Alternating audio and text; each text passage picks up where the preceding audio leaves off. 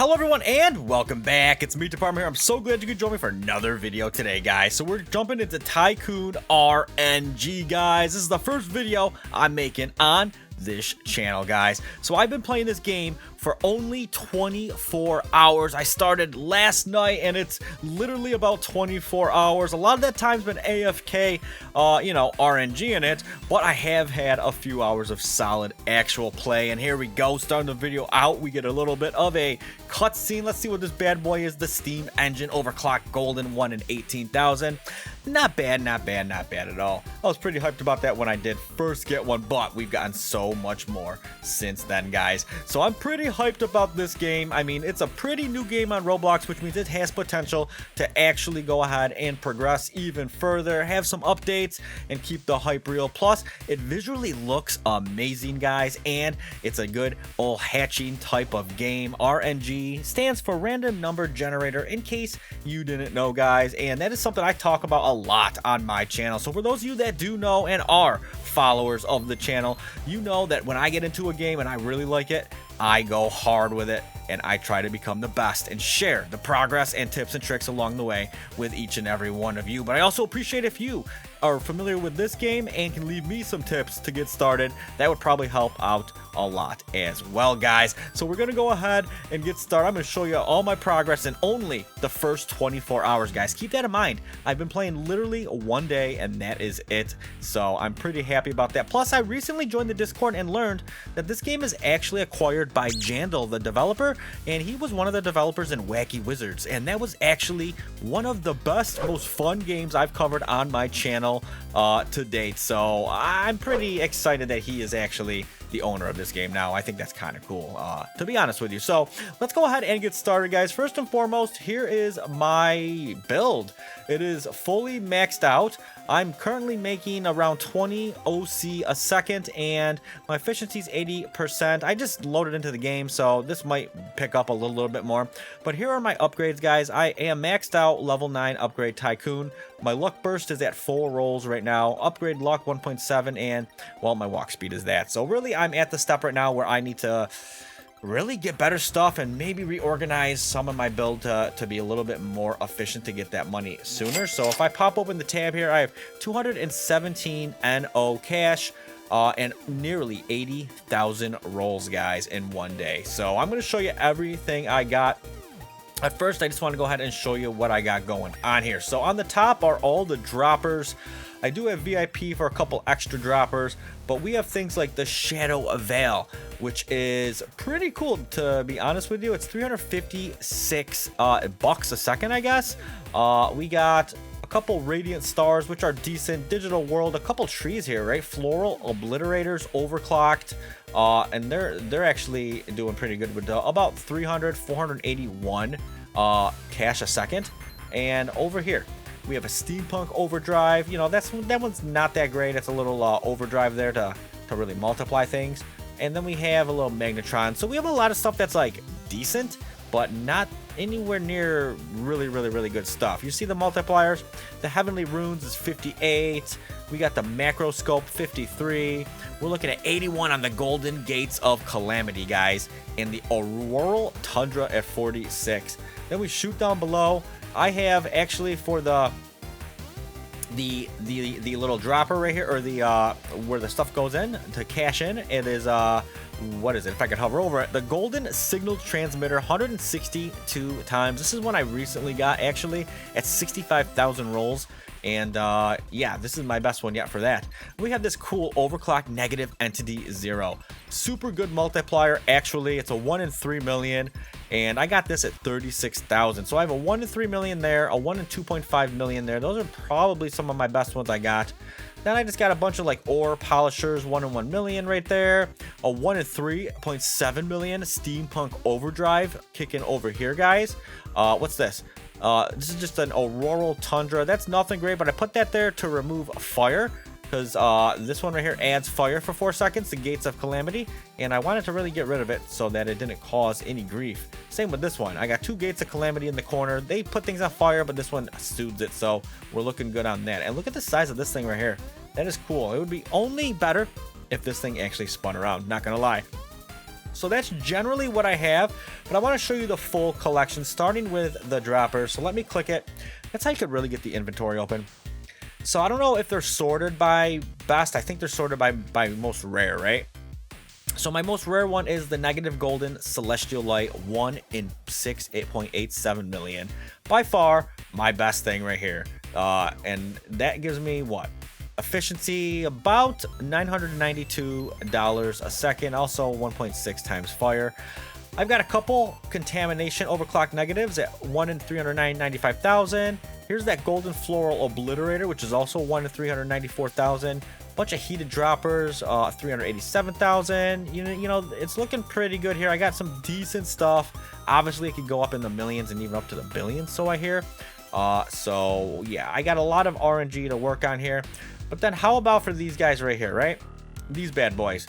So the negative steampunk overdrive is my best one at 188 times multiplier, but I do have overclocked negative entity 0 and an overclocked negative golden ore polisher. These are both pretty rare as well, and they give pretty decent multipliers as you see here. But you'll notice each one actually has like an effect.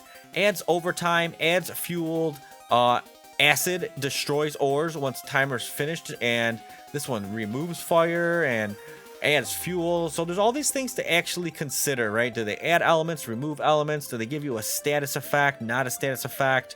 And how does that actually impact your build? So this is really cool because it's like those RNG games that are pretty popular on Roblox, and ultimately it's just fun in general to hatch good stuff, right? So that in itself. But the things you actually hatch, you then can build your Tycoon with it. And it's not even that easy. It's not just like, oh, put the best things down, you're good to go.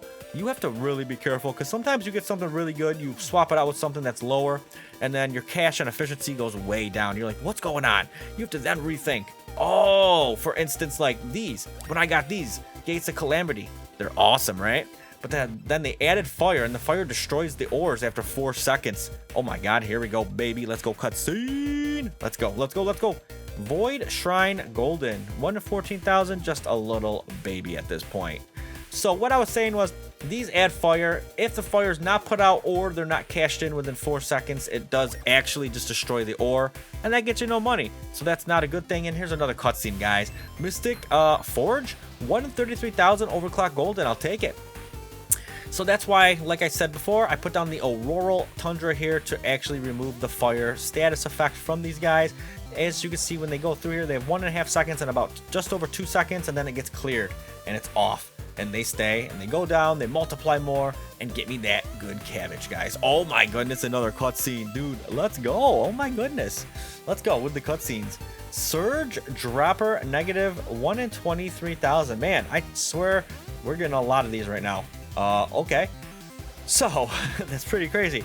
So we have the droppers, we have the multipliers, and we have the finish line here, guys, to cash it all in. And really, it's just a matter of finding what you want and putting it all together to get the most, you know, multiplier for what you got going on. Obviously, you want to get the highest rarity things as well. And I just realized I literally have a spot here that has nothing in it, guys. So this is what I'm talking about. Now, what I would do is I would actually go ahead and see my multipliers, see what they do. I don't want to put any fueled ones on, I don't think, because I think at the end of the day, this thing over here actually gives only 0.2 times if it's fueled, but it does give an extra if they're magnetic or fire. So will they have 4 seconds to get over there if they're on fire? I think they won't have enough time. It looks like they'll probably dump out before then. So I don't want to put anything that turns them into fire on here, but I also want to go with a big multiplier. So I'm going to actually try my overclocked Bloodstruck Ritual. I don't know if this is going to be beneficial or not, but we're going to definitely see. So right now we're looking at about 16 OC, 80%. Let's slap it. Whoa. Let's slap it down and see what happens, right? It looks like it went up a little bit here. So we're going to give it some. Dude, this looks actually really awesome. Oh my goodness. I love the way these actual, like, things look. They're so cool. That's one of the fun parts as well, is just the visuals of the game, to actually see how cool it was. So it looks like I go to 82% efficiency, but 1.5 NO for my cash a second. Is that actually a lot better? Oil distillery, yo, let's go. is that actually a lot better? 2-0. It's roughly, what was I getting before? About 2-0? Or was I getting OC? I think that might have jacked it up quite a bit, actually. Yeah, this looks like it's going up way. So I think that was actually a huge multiplier putting that down, because it does actually turn, yeah, it turns them into SP after they go through there, and it turns the SPs, oh my god, yeah, it multiplies them by a ton. So that was a win. So as you see right here, my efficiency might have went down a slight bit, but my cash went up a ton. So that was a benefit right there. So how do I get upstairs? I think right here. So you got to climb up this little lighted ladder here, get to the second floor. Is there anything I'm missing here? Now that I actually just discovered that, it's like, well, I got to take a look. Nope, it looks like everything is in check there. So let's go up to the final floor on the very top and check it out. Dude, look at this thing. This thing is cool. The Shadow Veil. It's not a very rare one, but it is one of the more cool ones. Not going to lie on that. Here is my Radiant Star, my Magnetron. Where's my most rare one? I think it's one of these trees, actually, maybe. Not that one, not that one. No, actually, it's not. Is it this thing? Radiant Star. It's this thing right here. The Celestial Light. This one right here is my best one. This little blue thing right here. When it drops them down, those things are worth a lot.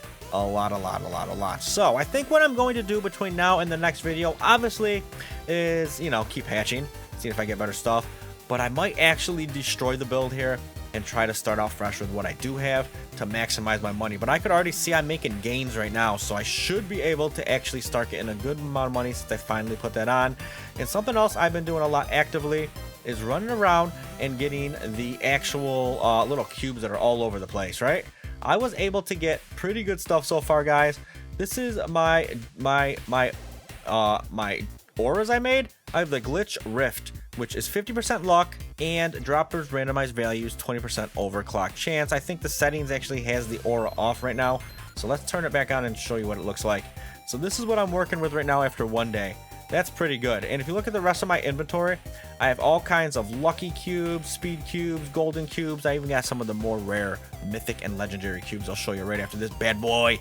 The heated dropper, 15,000. It's kind of meh. But I did find my very first event horizon, which you do need for a really good aura. I got Spore Blossoms, Inferno Cubes, Glitch Cubes, and of course Pastel Cubes, guys. So talk to this little fella in here and craft your auras and all that stuff. I learned to do that. So I'm pretty excited. I catch myself more often than not hopping around and getting these cubes when they're actually available. Even though you could really just AFK this game and wait till you get something good. But you know what? It's kind of fun being in here. It's chill, and I'm really enjoying it, guys. So I just started this game. I plan to do a lot more in this RNG game because I'm actually having a really good time with it. And it just feels good when you hatch good stuff, and then you could actually take it to the next level here and change up your build and maximize and combo things together, and it's got endless potential, guys. So that's really it for this first video. After my first 24 hours, I'm doing pretty good, and it's only gonna get better from here, guys. So let me know what you think below. Do you play this game? Will you start playing this game? And do you have any tips and tricks for me? But yeah, this one's gonna be a fun one, and I'm looking forward to the updates coming in this game, guys. So that's all I have for today. Just remember, until next time, stay positive, keep hatching, and have a great rest of your day, guys. Bye-bye.